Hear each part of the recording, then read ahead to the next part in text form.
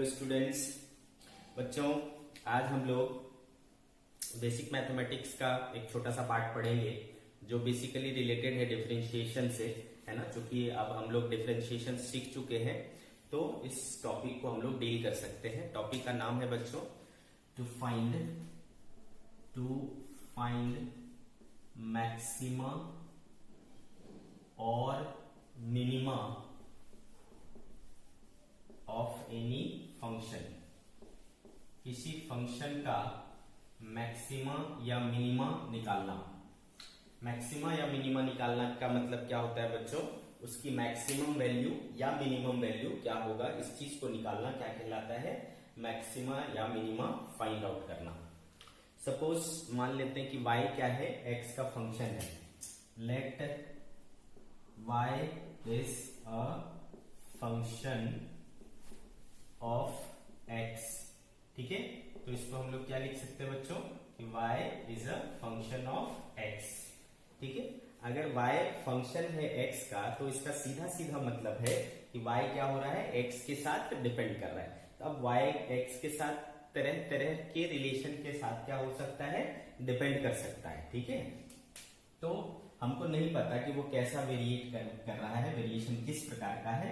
हम कुछ भी मान लेते हैं कि अगर, है ना बच्चों, एक क्वांटिटी जब दूसरे क्वांटिटी पर डिपेंड करता है ना, तो उनके बीच में जो भी रिलेशन होता है उसको आप ग्राफ के थ्रू शो कर सकते हो। तो यहाँ पर y और x के बीच में है तो यहाँ क्या लेंगे, y लेंगे, और यहाँ पर क्या लेंगे, x लेंगे, ठीक है। एक एक्सिस पर क्या करते हैं हम लोग, इंडिपेंडेंट वेरिएबल को रखते हैं और दूसरे एक्सिस पर डिपेंडेंट वेरिएबल को रखते हैं। समझ गए क्या बात को? अब अगर मान लो y और x के बीच में, है ना, इसके वेरिएशन का ग्राफ प्लॉट करेंगे तो वो कुछ भी शेप आ सकता है। मान लो, है ना, जस्ट लेट कि कुछ इस प्रकार से एक ग्राफ तैयार होता है, ठीक है बच्चों। जब इस तरीके का ग्राफ तैयार होता है तो इसको देखने के बाद हमें क्लियरली समझ में आ रहा है कि इस जगह जो वैल्यू है ना वो मैक्सिमम है और इस जगह जो है ये वैल्यू मिनिमम है। समझ गए क्या? तो यही होता है। तो ये कौन सी जगह पर मैक्सिमा होगा और वो कितना होगा, सिमिलरली किस जगह पर मिनिमा होगा और वो मिनिमम वैल्यू कितनी होगी, ये हम निकाल पाते हैं अगर मैक्सिमा और मिनिमा निकालना सीख गए, ठीक है। तो this is the person behind, this is the reason behind knowing this topic, ठीक है। तो चलो बच्चों देखते हैं इसको क्या कर सकते हैं, कैसे कर सकते हैं। तो चूंकि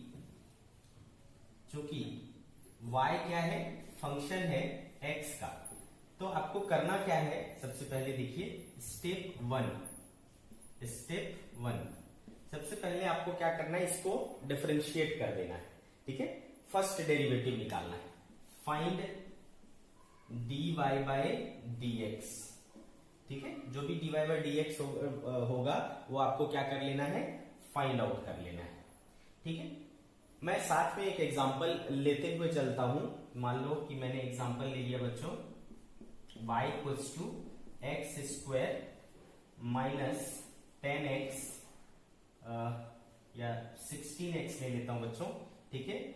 x square minus 16x plus 20, ठीक है। समझो कुछ ऐसा मैंने एक एग्जांपल ले लिया है। तो पहले स्टेप के हिसाब से मुझे क्या करना है, इसका डिफरेंशिएशन करना है। तो देयरफॉर dy बाय dx चलो मैंने फाइंड आउट कर लिया, ठीक है। तो आपको पता है मैं डिफरेंशिएशन करना आता है। तो क्या हो जाएगा, ये देखो 2x माइनस क्या हो जाएगा बच्चों, 16, ठीक है। तो ये आपने फाइंड आउट कर लिया कि dy by dx equals to क्या हो गया, 2x माइनस 16, ठीक है बच्चों। इसको फाइंड करने के बाद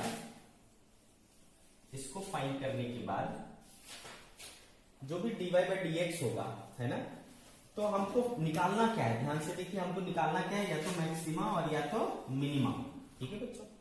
तो एक चीज देखो यहाँ पर, चाहे वो मैक्सिमा हो चाहे वो मिनिमा हो, दोनों ही जगह पर अगर आप स्लोप निकालोगे, स्लोप मतलब क्या होता है बच्चों, टेंजेंट। तो टेंजेंट का मतलब क्या होता है ना, एक पॉइंट को टच करता हुआ, ठीक है। सिमिलरली यहां पर टेंजेंट डालोगे तो कुछ ऐसा होगा। तो इस तरीके से आप क्या डाल सकते हो, टेंजेंट डाल सकते हो, और टेंजेंट को ही हम लोग क्या कहते हैं, स्लोप कहते हैं। तो यहाँ पर देखो बच्चों की स्लोप क्या हो रहा है, स्लोप तो है ही नहीं, slope there is no slope, है ना। अगर एक्स एक्सिस के पैरेलल हो गया तो स्लोप 0 है। तो तो यहाँ पर भी स्लोप क्या है, जीरो है, यहाँ पर भी स्लोप क्या है, जीरो है। तो जो हम लोगों ने फर्स्ट डे क्लास किया था डिफरेंशिएशन का, तो उसमें क्या सीखा था कि जो dy बाई dx होता है, जो dy बाई dx होता है वो बेसिकली हमको क्या देता है बच्चों, हमको देता है स्लोप, हमको देता है tan थीटा। ठीक है, तो dy बाई dx हमारा निकला है मतलब स्लोप निकला है, स्लोप निकला है मतलब टेंजेंट निकला है मतलब tan थीटा निकला है। और यहाँ पर दिख रहा है कि मैक्सिमा या मिनिमा पर टेंजेंट हमेशा क्या होता है, जीरो होता है, यानी स्लोप हमेशा क्या होता है, जीरो होता है। समझ गए क्या? तो चल मैंने क्या किया भाई, मेरे को पता चल गया कि एट मैक्सिमा या मिनिमा क्या होता है, स्लोप जीरो होता है। ठीक है, एट मैक्सिमा और minima slope is always zero. ठीक है बच्चों, स्लोप हमेशा वहां क्या रहेगा, जीरो रहेगा। तो चल अब अपने पास क्या हो गया, ये चीज मिल गया और हमें ये पता चल गया कि स्लोप क्या होगा, जीरो होगा। और स्लोप क्या है यहाँ पर, dy by dx he slope है। तो इसको मैं क्या कर दूंगा, इक्वेट कर दूंगा जीरो से। Therefore 2x minus 16 equals to क्या आया बच्चों, जीरो।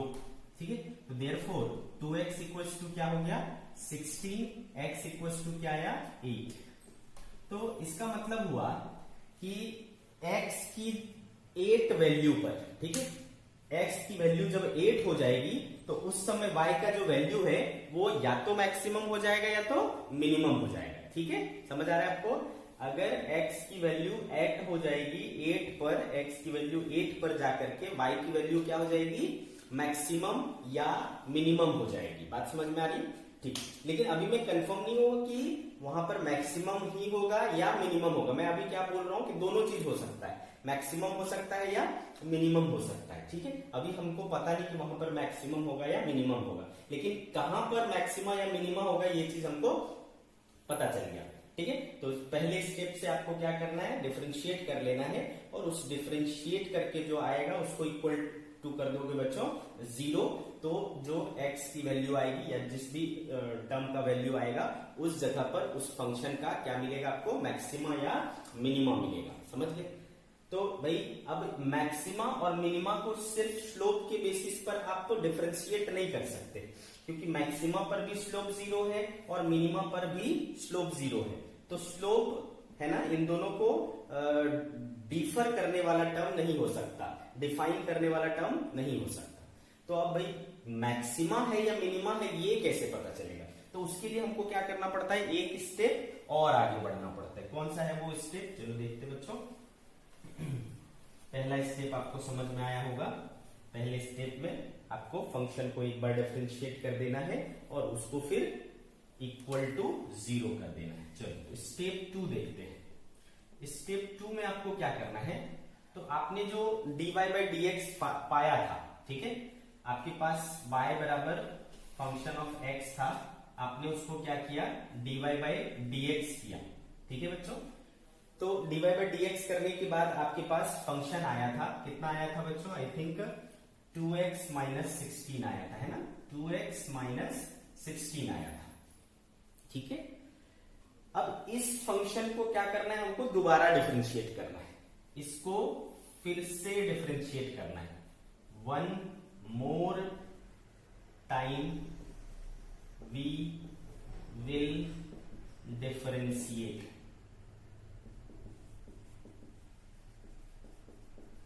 ठीक है बच्चों, one more time we will differentiate. जब वन मोर टाइम डिफरेंशिएट करोगे, डिफरेंशिएशन का सिंबल dy बाई dx, किसको डिफरेंशिएट कर रहे हो बच्चों, इसको, तो dy बाई dx, ठीक है, इक्वल टू, इसको बच्चों पढ़ते हैं d square y by dx square. क्या पढ़ते हैं, d square y by dx square, या फिर आप इसको d square by dx square, इसका y का क्या मतलब हुआ, इसका मतलब हुआ double differentiation of y with respect to x। Double differentiation, देखो एक बार यहां डिफरेंशिएट किया फिर दोबारा डिफरेंशिएट किया, तो इसलिए इसको कहा जाता है डबल डिफरेंशिएशन, सेकेंड डेरिवेटिव। एक बार डिफरेंशिएट किए तो first derivative, this is first derivative, दो दो बार डिफरेंशिएट किए तो this is second derivative of y, ठीक है। तो आपको क्या करना पड़ता है, मैक्सिमा है या मिनिमा है इस चीज को पहचानने के लिए आपको दो बार डिफरेंशिएट करना है, ठीक है। तो एक बार डिफरेंशिएट किया था तो आपको ये मिला था, दोबारा डिफरेंशिएट किया। चलो जैसे कि एग्जांपल लिए हैं तो यहाँ पर D square by d x square हमारे को क्या मिल गया बच्चों, हमारे को मिल गया, देखो इसको एक बार और डिफरेंशिएट कर, 2x का क्या हो जाएगा 2 और ये -16 है ना, तो वो तो कांस्टेंट टर्म है तो उसका डिफरेंशिएशन क्या हो जाएगा 0, तो डबल डिफरेंशिएशन आपका आ गया, क्या आ गया बच्चों, ये आ गया। समझ गए क्या। अब चूंकि एग्जाम्पल लिया है हमने तो उस एग्जाम्पल के हिसाब से इसका डबल डिफरेंशिएशन की वैल्यू क्या आई, एक constant I, positive constant I +2 आई।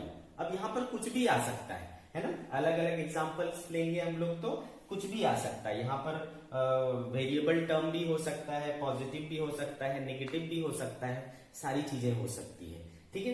तो हमको डिसाइड कैसे करना है, तो आप ध्यान रखना बच्चों, ठीक है। मैक्सिमम होगा या मिनिमम होगा ये डिसाइड करने के लिए आपको याद रखना है कि if d square y by d x square, यानी डबल डिफरेंशिएशन जो है इस फंक्शन का, अगर वो आया ग्रेटर देन 0, क्या मतलब होता है ग्रेटर देन 0 का, ग्रेटर देन 0 का मतलब होता है पॉजिटिव, ठीक है। अगर double differentiation of function greater than 0 आ जाए बच्चों, तो फिर होता है, आपको समझ में आ जाएगा कि ये जो वैल्यू मिलेगी आपको, है ना, वो क्या मिलेगी, मिनिमा, ठीक है। ये क्या है, कंडीशन ऑफ मिनिमा है, कंडीशन ऑफ मिनिमा, समझ गए बच्चों। तो अगर डबल डिफरेंशिएशन है ना उस फंक्शन का ग्रेटर देन 0 आ गया तो इसको कहते हैं कंडीशन ऑफ मिनिमा, समझ गए। तो अब अगर मान लो ये डायरेक्टली आपको दिख रहा है कि पॉजिटिव है या नेगेटिव है, जैसा कि इस केस में दिख रहा है +2 दिख रहा है, तो मतलब ये क्या है, पॉजिटिव है, पॉजिटिव वैल्यू है, तो इसका मतलब उस समय आपको जो मिलेगा वो क्या मिलेगा, उसका मिनिमम वैल्यू मिल रहा है, कहां पर, x = 8 पर, ठीक है।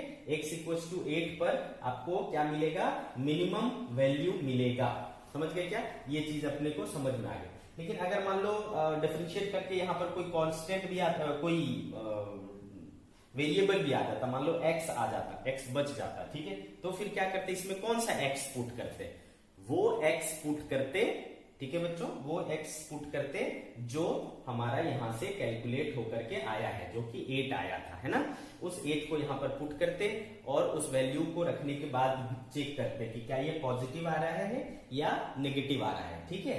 तो फिर यहां से डिसाइड करते, अगर पॉजिटिव आ रहा है तो यहां पर क्या बनेगा, मिनिमम बनेगा। सिमिलरली अगर ये if d square y by d x square less than 0 आ जाए, लेस देन 0 का मतलब क्या होता है, नेगेटिव वैल्यू आ जाए, ठीक है। उसको कैलकुलेट करने के बाद अगर नेगेटिव वैल्यू आ जाए तो फिर क्या करोगे, तो फिर बच्चों याद रखना है, this is condition of maxima, तो फिर वहां पर क्या बनेगा, मैक्सिमा बनेगा। आई क्या बात समझ में। तो बस यही 2 स्टेप करना है आपको और आपको पता चल जाएगा कि वहां पर मैक्सिमा है या मिनिमा है और कहां पर मैक्सिमा है, कहां पर मिनिमा है। अगर मैक्सिमा है तो उस मैक्सिमम का वैल्यू क्या है, मिनिमम है तो उस मिनिमम का वैल्यू क्या है। मैं फिर से रिपीट करता हूं, 2 स्टेप है बच्चों। पहले स्टेप में आपको क्या करना है, फंक्शन को एक बार डिफरेंशिएट करना है, =0 करना है, x की वैल्यू लेकर के आना है, तो उस x वैल्यू पर आपको क्या मिलने वाला है, मैक्सिमा या मिनिमा मिलने वाला है। अब हमको श्योर होने के लिए कि वहां पर मैक्सिमा बनेगा या मिनिमा बनेगा, उसके लिए आपको जिस फंक्शन को आपने डिफरेंशिएट करके रखा है उसको एक बार और डिफरेंशिएट करना है, ठीक है, यानी डबल डिफरेंशिएशन करना है। डबल डिफरेंशिएशन करने के बाद आपको चेक करना है कि उस जगह पर वो उस x की वैल्यू के लिए जो x आपने निकाला था =0 करके, उस x की वैल्यू के लिए वो ग्रेटर देन 0 यानी पॉजिटिव हो रहा है या लेस देन 0 यानी नेगेटिव हो रहा है। अगर ग्रेटर देन 0 हुआ तो आपको क्या मिल रहा है उस जगह पर, उस x पर क्या मिल रहा है, मिनिमम मिल रहा है। और अगर लेस देन 0 आ रहा है यानी नेगेटिव आ रहा है तो उस जगह पर क्या मिल रहा है आपको, मैक्सिमम मिल रहा है। समझ गए क्या? अब अगर आपसे पूछता है कि बताओ कि वो, तो हमारा जो एग्जांपल था उसके हिसाब से हमारा देखो d2y/dx² क्या है, 2 आया है। 2 क्या है, 0 से बड़ा है, पॉजिटिव वैल्यू है, तो पॉजिटिव वैल्यू है तो देखो किसको सेटिस्फाई कर रहा है, कंडीशन ऑफ मिनिमा है। मतलब इस समय मेरे को क्या मिल रहा है, मिनिमम मिल रहा है उस फंक्शन का। ठीक है, तो y इक्वल्स टू हमने क्या लिया था बच्चों, x² minus 16x plus 20 I think ऐसा लिया था हमने। ठीक है, तो मुझे इसका क्या निकालना है, मुझे पता चल गया कि क्या मिलने वाला है, यहाँ पर मिनिमम मिलने वाला है। तो इस y का मिनिमम वैल्यू क्या होगा, तो उस x को पुट कर दो यहाँ पर। x कितना आया था, 8, तो 8 का स्क्वायर माइनस 16 इंटू 8 प्लस 20। ठीक है, तो कितना हो गया बच्चों, 64 माइनस ये देखो कितना हो गया, 16 8 जा सॉरी 128 प्लस 20। ठीक है, तो कितना हो जा रहा है देखो तो आपको 64 माइनस 108 कितना हो जा रहा है बच्चों, 84 माइनस 128। ठीक है, तो आई थिंक 44 हो रहा है क्या बच्चों, दिस इज 44। तो ये इस फंक्शन का क्या है। एक और एग्जांपल लेते हैं बच्चों जिससे कि हमको और क्लैरिटी आ जाए कि कैसे निकालना है मैक्सिमा या मिनिमम। ठीक है, चलिए देख लेते हैं। हमने एग्जांपल लिया है बच्चों कि y equals to x³ minus 3x² plus 1। ठीक है, तो जैसा कि हमने बोला है स्टेप वाइज करते हैं। स्टेप 1, ठीक है, तो भाई आपको स्टेप 1 में क्या करना था, सिंगल डिफरेंशिएशन करना था। तो चलो कर लेते हैं। dy/dx किया बच्चों, क्या मिलेगा देखो, 3x² माइनस क्या हो जाएगा बच्चों, 3 to 6x और 1 का क्या हो जाएगा 0। सो इनको पहले स्टेप से आ गया क्या, उसका फर्स्ट डिफरेंशिएशन आ गया 3x² माइनस 6x। फिर मैंने क्या बोला था बच्चों, आप इसको क्या कर लो, इक्वल टू 0 कर लो। तो चलो मैंने इसको क्या कर लिया बच्चों, इक्वल टू 0। तो देयरफॉर इसमें क्या हो गया देखो, तो मैं इसको 3x अगर कॉमन ले लूं तो x माइनस 2 इक्वल टू 0 ऐसा हुआ। तो यहाँ पर दो टर्म है बच्चों, एक 3x और ये x माइनस 2 इक्वल टू क्या है 0।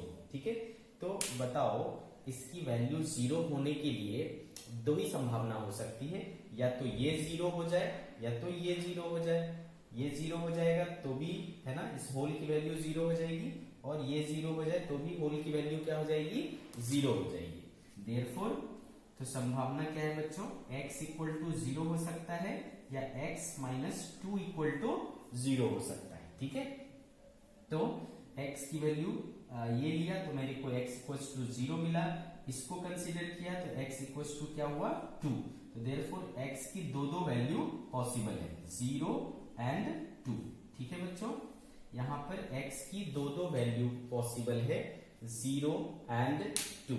ठीक है, तो इसका मतलब क्या है, 0 और 2 दोनों जगह पर क्या हो सकता है, या तो मैक्सिमा या तो मिनिमा हो सकता है। बात समझ में आ रही है आपको। फिर मैंने बताया बच्चों आपको स्टेप 2 करना है। स्टेप 2 में क्या करना है, आपको दोबारा डिफरेंशिएट कराना है जिसको आपने एक बार डिफरेंशिएट करके लाया है। एक बार डिफरेंशिएट करके हमको क्या मिला था बच्चों, 3x² माइनस 6x मिला था। इसको दोबारा डिफरेंशिएट करना है तो मुझे क्या मिलेगा, d²y/dx²। चलो क्या मिलेगा देखो, 3 2 जा 6x माइनस 6 है ना, ऐसा मिलेगा बच्चों, 6x माइनस c। अब मैंने क्या बोला बच्चों आपको, या तो आपको डायरेक्टली दिखेगा कि ये ग्रेटर देन 0 है या लेस देन 0 है, पॉजिटिव है या निगेटिव है। अगर ऐसा कब दिखेगा डायरेक्टली, जब ओनली कांस्टेंट टर्म आता है। बट यहाँ पर कांस्टेंट टर्म नहीं आया है, यहाँ पर वेरिएबल टर्म भी है, x भी है। इसके पहले वाले एग्जांपल में डायरेक्टली 2 आया था, उसमें कोई वेरिएबल टर्म आया ही नहीं था, तो हमारे लिए डिसाइड करना बहुत आसान था। अब यहाँ पर देखो क्या आया है बच्चों, x आया है, वेरिएबल टर्म आया, तो ये x की वैल्यू कौन सी लेनी है ना, कौन सी x की वैल्यू लेनी है, तो बच्चों हमको ये वाली x की वैल्यू लेनी है जिस पर कि फर्स्ट डिफरेंशिएशन क्या आया था, 0 आया था। ठीक है, तो भाई हमारे पास x क्या है, दो पॉसिबल है, 0 भी पॉसिबल है और 2 भी पॉसिबल है, तो दोनों को लेकर के देखेंगे। ठीक है, तो अगर मैं if x equals to 0 consider करता हूं, तो x की वैल्यू 0 रख करके देखता हूं, तो d square y by d x square equal to क्या हो जाएगा बच्चों, 6 इंटू 0 है ना, ये वाला पार्ट 0 हो गया, तो -6 बचा। तो क्लियरली दिख रहा है बच्चों कि -6 क्या होता है, लेस देन 0 होता है। नेगेटिव आ रहा है, नेगेटिव होता है तो हम क्या मानते हैं बच्चों कि यहाँ पर क्या हुआ है, मैक्सिमा फॉर्म हुआ है। तो यहाँ क्या बनेगा, मैक्सिमा।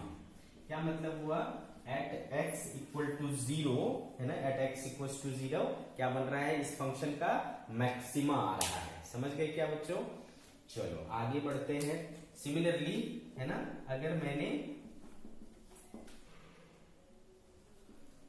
x इक्वल टू जो दूसरा संभावना था 2, अगर मैंने 2 लिया होता तो फिर क्या आता है इसका रिजल्ट देखो, d square y by d x square equal to है ना 6 इंटू 2 -6, तो कितना आता बच्चों, +6 आता है। इस बार +6 आता जो कि क्या है, ग्रेटर देन 0 है, ग्रेटर देन 0 आता है तो हम क्या होता है बच्चों, वहां पे हमने देखा है ये कंडीशन है किसका, मिनिमा का, तो यहाँ पर क्या बनेगा, मिनिमा। तो इसमें क्या हुआ बच्चों, एक साथ मेरे को क्या मिल रहा है, मतलब फंक्शन का दोनों चीज पॉसिबल है, मिनिमा भी पॉसिबल है और मैक्सिमा भी पॉसिबल है। मिनिमा कहाँ पॉसिबल है, मिनिमा कहाँ पॉसिबल है, वो देखो x इक्वल्स टू 2 पर, और मैक्सिमा कहाँ पॉसिबल है, x इक्वल्स टू 0 पर। ठीक है बच्चों, तो इसका मतलब कि ये जो फंक्शन है y और x के बीच है ना, उसमें कुछ इस तरीके से हो सकता है, y और x के बीच में, x इक्वल्स टू 0 पर क्या मिला बच्चों आपको, मैक्सिमा, तो यहां पर मैक्सिमा होगा, और x इक्वल टू 2 पर, ये मान लो 2 है, वहां पर क्या मिलेगा आपको, मिनिमम। ठीक है, तो इस तरीके का ये हो सकता है, जहां पर 2 पर क्या है, मिनिमम, और x बराबर 0 पर क्या है, मैक्सिमम। समझ गए क्या बच्चों, तो इस तरीके से हम क्या देख रहे हैं, इस फंक्शन का दोनों मुझे मिल रहा है, मैक्सिमा भी मिल रहा है और मिनिमा भी मिल रहा है। ठीक है, मिनिमा कहाँ, मैक्सिमा कहाँ मिल रहा है, x इक्वल्स टू 0 पर, मिनिमा कहाँ मिल रहा है, x इक्वल्स टू 2 पर। अब अगर इस मैक्सिमा की वैल्यू पूछ दिया जाए, मैक्सिमा या मिनिमा का वैल्यू क्या होगा, तो फिर क्या करेंगे, बस वैल्यू पुट करना है। देयरफॉर अगर y मैक्स चाहिए तो आपको दिख रहा है कि y मैक्सिमम कब मिलेगा, y मैक्सिमम कब मिलेगा, जब x बराबर क्या होगा, 0। पुट कर दो x बराबर 0, ये वाला पार्ट 0 हो गया, ये वाला पार्ट 0 हो गया, तो क्या बचा बच्चों, 1। मैक्सिमम वैल्यू इस फंक्शन की कितनी हो सकती है, 1 हो सकती है। सिमिलरली अगर हमको मिनिमा चाहिए तो y मिनिमम, देखो कहाँ मिलेगा y मिनिमम, y मिनिमम मिलेगा x इक्वल्स टू 2 पर, तो x की वैल्यू 2 रखो, तो 2 का क्यूब -3, 2 का स्क्वायर प्लस 1, तो कितना हो गया बच्चों, 8 माइनस 2 2 4 3 12 प्लस 1। ठीक है बच्चों, 8 1 9 -12 क्या बचा, -3। तो देखो मिनिमम वैल्यू क्या होगी, -3, और मैक्सिमम वैल्यू क्या होगी, +1। ठीक है, तो इस तरीके से आपने मैक्सिमम और मिनिमा दोनों ही चीजें इसकी फाइंड आउट कर ली। ठीक है बच्चों, तो इस तरीके से आपको मैंने बताया कि देखो सिंगल ओनली मैक्सिमा या ओनली मिनिमा भी पॉसिबल है, मैक्सिमा और मिनिमा दोनों भी पॉसिबल है, तो बहुत सारी चीजें हो सकती है। ठीक है, तो प्रोसेस आपका यही है कि आपको क्या करना है, एक बार डिफरेंशिएट करना है, इक्वल टू 0 करना है, x की वैल्यू लाना है, उन x की वैल्यूज पर आपको या तो मैक्सिमा या तो मिनिमा मिलेगा, बट मैक्सिमा होगा या मिनिमा होगा ये डिसाइड करना है। तो एक बार और आप डिफरेंशिएट करिए, उसमें जो फर्स्ट स्टेप में x की वैल्यू लाए हो उसकी वैल्यू पुट करो और देखो कि वो ग्रेटर देन 0 है या लेस देन 0 है। अगर वो ग्रेटर देन 0 है तो इसका मतलब वहां मिनिमा है, अगर वो लेस देन 0 है यानी नेगेटिव है तो वहां क्या है, मैक्सिमा है। इस तरीके से आपको डिसाइड करना है। ठीक है, so this was all about finding maxima and minima. ठीक है बच्चों, एक और इंपॉर्टेंट चीज की बात करेंगे, इसको कहते हैं, ये है तो काफी डिटेल है ना, बट अपने को उतना मतलब नहीं है। हमें फिजिक्स में जितनी जरूरत पड़ती है उतने के बारे में बात करेंगे। और इसको कहते हैं बच्चों बाइनोमियल एक्सपांशन, बाइनोमियल एक्सपांशन। ठीक है बच्चों, मैथ में ये काफी बड़ा होता है, बट हमको सिर्फ उतना सा पार्ट पढ़ना है जो हमें यूज करना है बार बार। ठीक है, तो मैं उतने से पार्ट को ही टच करूंगा। तो बाइनोमियल एक्सपांशन की बात करते हैं।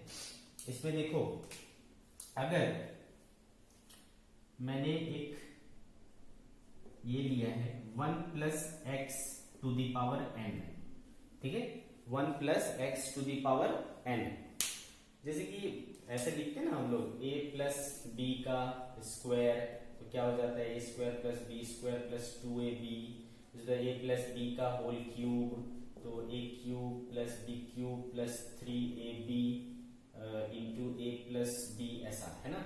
उसी तरीके से और मान लो पावर बढ़ाते जाएंगे, है ना, और पावर बढ़ाते जाएंगे तो ये क्या होता चला जाएगा, काफी बड़ा होता चला जाएगा। ठीक है, तो ये सब जो है किस नियम को फॉलो करते हैं, तो वो बाइनोमियल एक्सपांशन को फॉलो करते हैं। ठीक है, तो ये काफी लंबा चौड़ा है, हमको उतने में नहीं जाना है। मैं अगर सिंपलेस्ट एक, है ना, बाइनोमियल का मतलब ही क्या होता है ना, दो टर्म्स होंगे, है ना, दो टर्म्स होंगे, तो एक और ये दो, उसमें भी क्या है, एक और दो, ये सारे क्या है, बाइनोमियल्स हैं, उसका एक्सपांशन।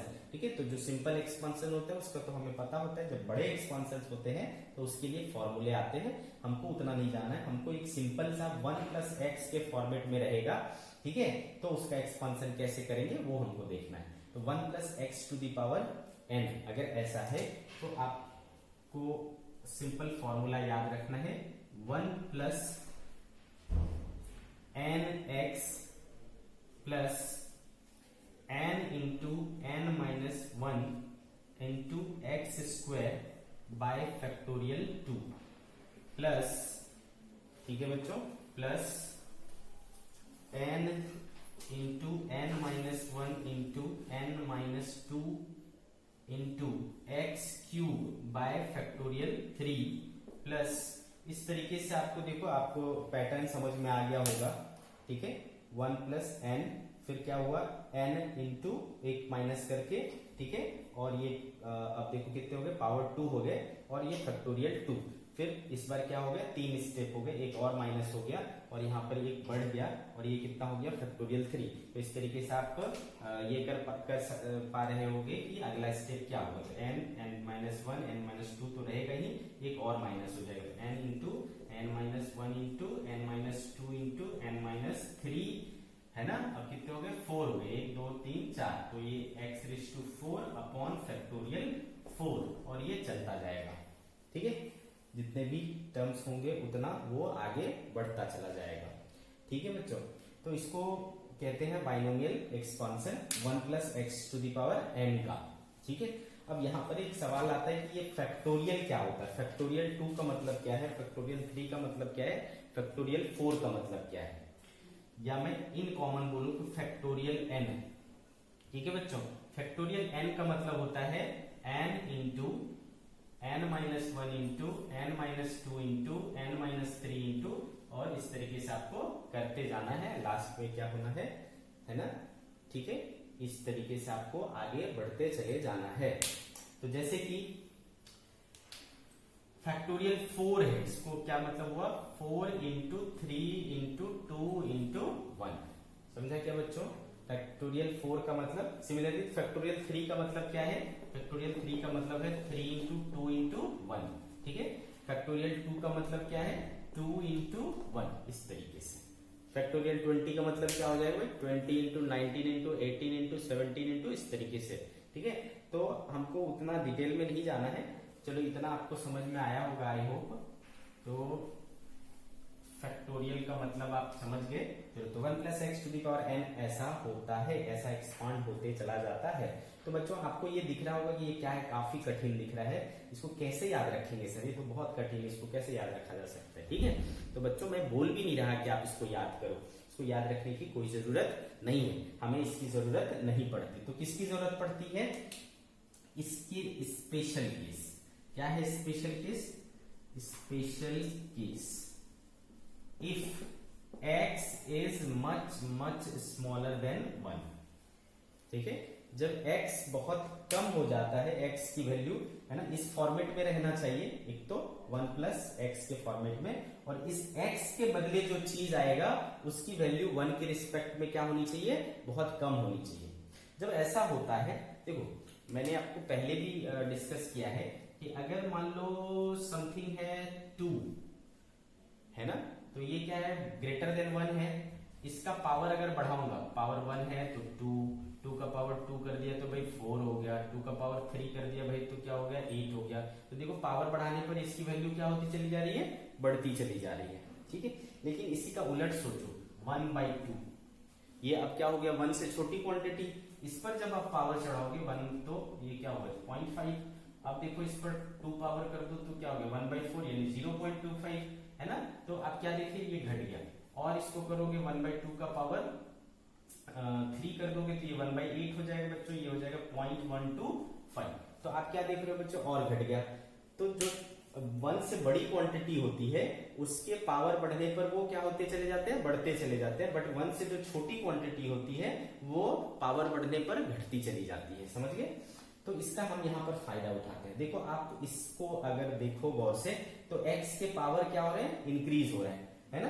पहले यहाँ पर नहीं कुछ तो x टू द पावर क्या है 0 है, 0 1 2 3 4 ऐसा पावर क्या होता चला जाएगा, रेज होता चला जाएगा, बढ़ता चला जाएगा। अब देखो x क्या है, ऑलरेडी हमने क्या माना है, बहुत छोटी क्वांटिटी माना है, x is much much smaller than 1। तो जब मैं इस पर पावर बढ़ाऊंगा तो वो क्या हो जाएगा भाई, और भी बहुत छोटा हो जाएगा, इतना छोटा हो जाएगा हम उसको इग्नोर कर देते हैं। ठीक है बच्चों, तो जब ये स्पेशल केस होता है कि x is much much smaller than 1, तो हम इस हायर पावर्स को, इन हायर पावर्स को क्या कर लेते हैं, इग्नोर कर लेते हैं। हमारे पास बचता ओनली दिस है, तो हमें इतना याद रखने की जरूरत है नहीं। तो बच्चों ध्यान रहे, लेकिन ये तभी लगाएंगे जब x की जगह जो क्वांटिटी आएगी वो 1 से बहुत छोटा हो, तभी लगाएंगे। तो देयरफॉर हम कह सकते हैं कि 1 plus x to the power n बराबर क्या हो लिख सकते हैं हम उस टाइम पर 1 plus n x. 1 plus n x, इसका फायदा कब मिलता है, जैसे कि मान लो मुझे 1.0001 है ना, इसका पावर 100 निकालना है सपोज।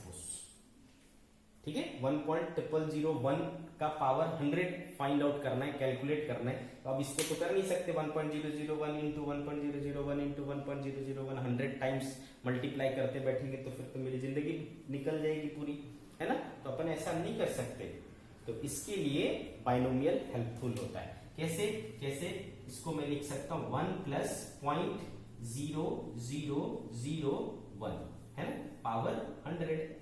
ठीक है, तो ये किसके बदले है बच्चों, n के बदले, ये किसके बदले है, x के बदले। तो देखो 1 से ये छोटा है कि बहुत छोटा है, तो यहां पर हम क्या कर सकते हैं, डायरेक्टली बाइनोमियल लगा सकते हैं। 1 प्लस n की जगह nx है बच्चों, है ना फॉर्मूला, तो 1 प्लस n के बदले क्या है 100, और x कितना है देखो 0.123 ऐसा। ठीक है, तो ये क्या करेगा बच्चों, 2 जीरो को हटा देगा, 0.01 हो जाएगा, तो 1 प्लस 0.01 दैट इज 1.01। ठीक है, तो जो ये देखो इतना कठिन सा दिखने वाला चीज इतनी आसानी से हो गया। ठीक है, ये होता है कमाल बाइनोमियल एक्सपांशन का। ठीक है, इस तरीके से आप बड़े बड़े सवाल को आसानी से कर सकते हैं। अब इसी के हम कुछ रूप बना सकते हैं इसी का। ठीक है, कैसे, अगर मान लो 1 plus x to the power minus n हो गया, मतलब पावर माइनस में हो गया, तो क्या हो जाएगा बच्चों, कोई बड़ी बात नहीं, 1 प्लस n की जगह क्या है माइनस n है x, तो ये क्या हो गया 1 माइनस एन एक्स हो जाएगा। ठीक है, सिमिलरली अगर ऐसा होता 1 minus x to the power n होता, फिर क्या करते, तो कोई दिक्कत नहीं, x की जगह क्या है अब माइनस एक्स है, तो 1 प्लस n, अब x की जगह क्या है माइनस एक्स, तो भी क्या आएगा 1 माइनस एन एक्स। अब मान लो अगर ऐसा होता 1 minus x to the power minus n, कोई प्रॉब्लम नहीं भाई, x अब माइनस एक्स है और n क्या है अब माइनस एन है, तो 1 प्लस एन एक्स है, n की जगह माइनस एन है और x की जगह माइनस एक्स है, तो ये माइनस माइनस क्या हो गया बच्चों, प्लस हो गया, तो 1 प्लस एन एक्स। ठीक है, तो ये जो 4 फॉर्मूले हैं बच्चों, इसका हमें जरूरत पड़ने वाला है। ये सब बाकी चीजें क्या है उसकी हमें यूज नहीं पड़ने वाली है। ठीक है, ये चार ही हमारे इंपॉर्टेंट, उसमें भी ये मेन इंपॉर्टेंट है, बाकी तो वैसे ही हो जाते हैं। ठीक है, तो 1 plus x to the power n का एक्सपांशन, लेकिन शर्त है, क्या शर्त है बच्चों कि x क्या होना चाहिए, मच मच स्मॉलर देन 1 से बहुत छोटा हो तो ही हम इस एक्सपांशन को लगा सकते हैं। मैं इसको एक बार और लिस्ट डाउन कर देता हूं बाइनोमियल एक्सपांशन को। 1 plus x to the power n बराबर क्या, 1 plus n x. 1 plus x to the power minus n का हो गया बच्चों 1 minus n x. 1 minus x to the power n का 1 minus n x. 1 minus x to the power minus n का 1 plus n x. 1 2 3 और ये 4। ठीक है, ये चारों आपको याद रखना है। ठीक है, तो फिर बाइनोमियल जब भी हमें जरूरत पड़ेगी तो आपको ये बताना पड़ेगा। ठीक है, ओके।